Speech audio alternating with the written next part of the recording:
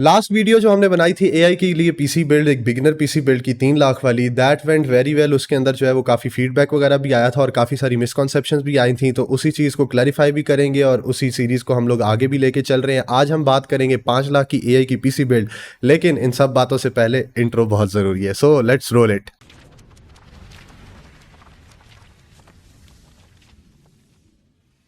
अस्सलाम वालेकुम everyone, this is your favourite boy Mohammad Asif back with another informational video. और आज की इस इन्फॉर्मेशनल वीडियो के अंदर हम लोग बात करने जा रहे हैं 5 लाख रुपए की एक एआई पीसी बिल्ड के लिए। माइंड दैट कि ये एआई के लिए एक तरह से बिगिनर जो है ना उससे थोड़ी सी बेहतर लेकिन स्टिल इंटरमीडिएट लेवल की बिल्ड बिल्कुल भी नहीं है। ये स्टूडेंट्स वगैरह यूज कर सकते हैं या जो बिगिनर्स हैं वो यूज कर सकते हैं। जो हाई लेवल के प्रोफेशनल्स हैं जिन्होंने मॉडल्स वगैरह काफी अच्छे किस्म के ट्रेन करने होते हैं, ये उनके लिए बिल्ड जो है वो काफी कमजोर हो जाती है। काफी सारे जो हमारे व्यूवर्स हैं, स्पेशली जो गेमर्स हैं, उनके लिए जो है ना वो एक सरप्राइजिंग चीज होगी कि यार 5 लाख का पीसी जो है वो भी अभी बिगिनर लेवल पे है या बजट वाली साइड पे है।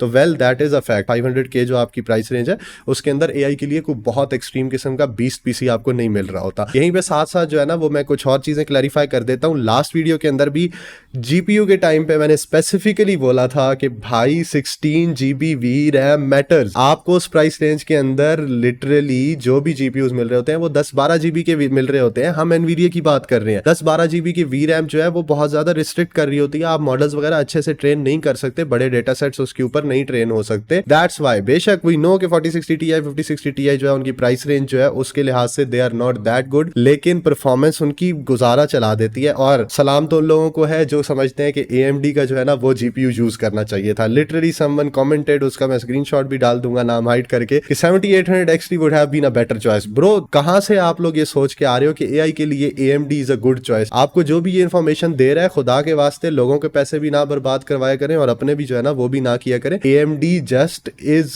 Very very very bad at AI. Well let's get into this video, enough of the rent. सबसे पहले हम बात कर लेते हैं प्रोसेसर की। प्रोसेसर हम यूज कर रहे हैं 9700X। ये प्रोसेसर यूज करने का रीजन ये है कि आपको 8 कोर्स मिल जाते हैं, उसके अलावा जो आपको सिंगल कोर परफॉर्मेंस मिलती है वो काफी अच्छी देखने को मिल जाती है। और कल को आपने अपग्रेड वगैरह भी करना है तो इस प्रोसेसर से आप अपग्रेड कर सकते हैं 9900X पे, या फिर जो न्यू जनरेशन 10000 सीरीज आ रही होगी उसके ऊपर भी आप अपग्रेड कर सकोगे। उसके बाद अगर हम लोग प्राइस की बात करते हैं तो ये आपको तकरीबन 90,000 रुपीज की प्राइस रेंज के अंदर देखने को मिलता है। नेक्स्ट थिंग हम बात कर लेते हैं अपने मदरबोर्ड की। तो मदरबोर्ड हम लोगों ने यूज किया है, आपके पास डिफरेंट ऑप्शंस आते हैं। 50,000 की जो है ना वो हमने प्राइस रेंज देखनी है। इसके अंदर Asus का टफ B650 ME वाईफाई आ जाता है या फिर M प्लस वाईफाई आ जाता है। MSI की तरफ से हम देखते हैं तो हमें गेमिंग प्लस वाईफाई देखने को मिल जाता है, या फिर MA Pro या MP Pro वाईफाई ये भी देखने को मिल जाते हैं। तो ये जितने भी मदरबोर्ड्स हैं दीज आर सफिशिएंट इनफ, आपके जो है Ryzen 9 वगैरह को भी इजीली जो है वो हैंडल कर सकते हैं। इतना इशू वगैरह नहीं होता। जो भी आपको जो है वो अपनी प्राइस रेंज के अंदर बेहतर देखने को मिल रहा हो, that motherboard would be good enough. और ये सारे 50,000 रुपए की प्राइस रेंज में देखने को मिल रहे होते हैं। अगली बात हम चलते हैं रैम की तरफ। तो रैम जो है दैट इज समथिंग जो कि आपको एआई के लिए काफी ज्यादा जरूरत पड़ती है। 64 GB की DDR5 रैम के साथ हम लोग जा रहे हैं। This will be Corsair 6400 MHz RGB के साथ आ जाती है, ठीक है। आपको लेटेंसी वगैरह भी अच्छी मिल जाती है। अगर हम प्राइस की बात करते चले तो ये तकरीबन आपको 67,000 रुपीज की प्राइस रेंज के अंदर देखने को मिलती है, जो कि काफी अच्छी प्राइस रेंज है, स्पेशली कंसीडरिंग कि आपको 64 GB DDR5 रैम देखने को मिल रही होती है यहाँ पे। उसके बाद बात कर लेते हैं कूलर की। तो कूलर जो है वो हमने चूज किया है आइडो कूलिंग का A620 Pro SE ARGB। ये इस कूलर का मैं प्रॉपर एक रिव्यू भी कर चुका हूँ, आपको वीडियो यहाँ पे कहीं पे नजर आ जाएगी, ठीक है।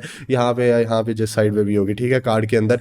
तो इसका रिव्यू आप देख सकते हैं। It is literally the best performing cooler in its price bracket. 12,500 रुपए की प्राइस ब्रैकेट के अंदर आता है। ARGB भी आ जाती है, तो लुक्स वगैरह जो है वो भी काफी अच्छी देखने को आपको मिल जाती है। और परफॉर्मेंस की बात करें तो वो ऑलरेडी रिव्यू के अंदर हमने देखा था कि बहुत अच्छी परफॉर्मेंस हमें देखने को मिलती है। आप लोगों ने इवन कभी Ryzen 9 9950X या 7950X पे अपग्रेड करना हो तो उनको भी ये हैंडल कर सकता है। इतने एज सच इशू वगैरह आपको नहीं देखने को मिलेंगे कंपेयर टू इट्स कंपेटिटर्स। बात कर लेते हैं अगर हम लोग स्टोरेज की। तो स्टोरेज इज समथिंग जो एआई जो है वो गेम्स से भी बहुत ज्यादा कंज्यूम कर रही होती है, वीडियो एडिटिंग वगैरह से भी बहुत ज्यादा कंज्यूम कर रही होती है। फॉर बेस स्टोरेज हम लोग जा रहे हैं सैमसंग की 980 Pro 2 TB ड्राइव की तरफ। अगर हम लोग प्राइस की बात करें तो तकरीबन 45 से 47,000 रुपए की प्राइस रेंज में हमें देखने को मिलती है। और परफॉर्मेंस जो है वो आपको पता है इसकी वैसे ही एक्सेप्शनल है। इट्स सैमसंग 980 Pro, वो कहते हैं ना कि नाम ही काफी है। इसके बाद वी डू हैव ऑप्शंस अगर आप अपग्रेड करना चाहें, स्टोरेज और ऐड करना चाहें, क्योंकि वो क्लाइंट पे डिपेंड करता है उसको कितनी स्टोरेज चाहिए और वो SSDs पे जाना चाहता है, हार्ड ड्राइव्स पे या वो NVMe's पे, Gen 3 Gen 4 etcetera. So we are skipping that part right now. जितनी इसके अलावा स्टोरेज, ये बेस स्टोरेज है, इसके अलावा जितनी स्टोरेज आपको रिक्वायर्ड होगी उसके हिसाब से फिर वहां पे बंदा उसको एडजस्ट कर लेता होता है। बात करते हैं सबसे मेन कंपोनेंट की जो कि AI के PC के अंदर स्पेशली यूज होना होता है, दैट इज RTX 3090। हमारी लास्ट वीडियो के अंदर भी काफी लोग कह रहे थे कि 3 लाख रुपए का PC है तो for AI it should be 3090। तो भाई 2 लाख 2,10,000 का तो सिर्फ GPU आ जाता है, बाकी PC भी बिल्ड करना है। तो 3 लाख में से जब 2 लाख आपने GPU पे लगा दिए तो फिर आप क्या करोगे पीछे लाख रुपए में। तो this is a 500K PC build. यहाँ पे हम लोग जो है GPU के ऊपर 2 लाख स्पेंड कर सकते हैं। RTX 3090 में आपको सबसे बड़ा एडवांटेज मिलता है 24 GB की VRAM और उसके साथ ही परफॉर्मेंस भी काफ़ी अच्छी देखने को मिल जाती है।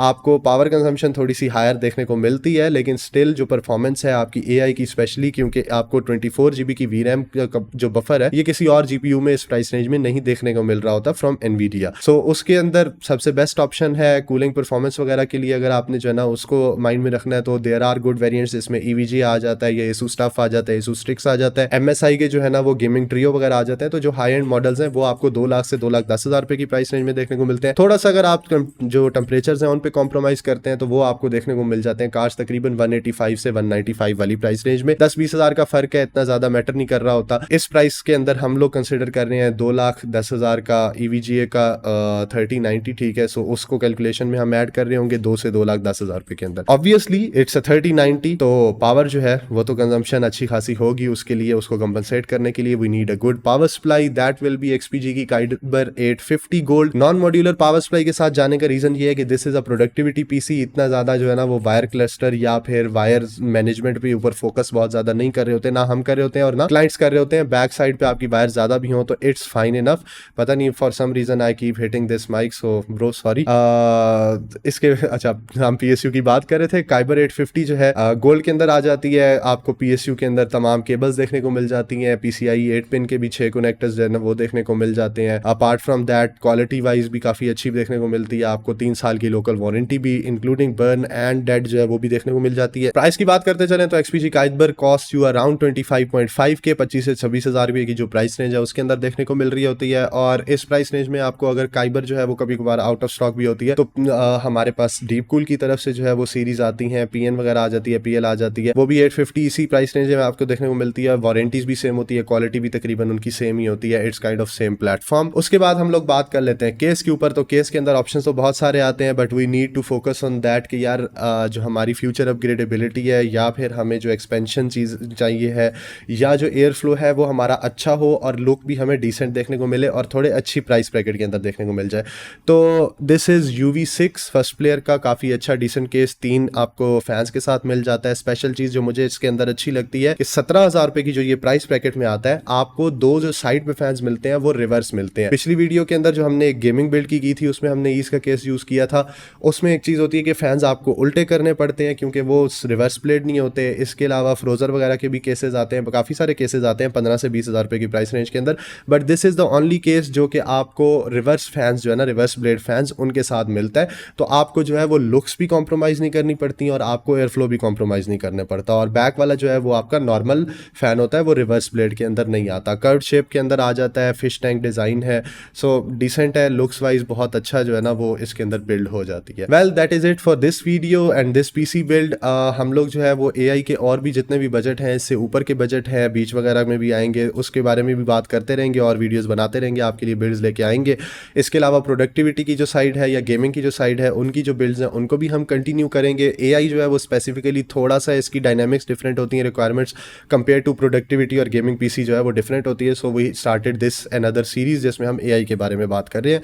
और अगर आप लोग भी एक स्टूडेंट हैं, यू आर यंग, अंडर 20 या even under 25, this is a great opportunity right now. आप AI की तरफ जाएं और अपनी जो स्किल्स हैं उनको एक्सेल करें। आप अपने ज़रूरी नहीं है कि अगर आपने जो है ना वो प्रॉपर AI ही सीखनी है, आपकी जो रेगुलर स्किल्स हैं वीडियो एडिटिंग एक्सेट्रा उसके अंदर भी आप यूटिलाइज कर सकते हैं AI को अपने ही वर्क फ्लो को बेहतर बनाने के लिए। अगर आपको वीडियो अच्छी लगी हो तो do subscribe and do not forget to like the video. Thank you for watching. अल्लाह हाफिज़, टिल नेक्स्ट टाइम।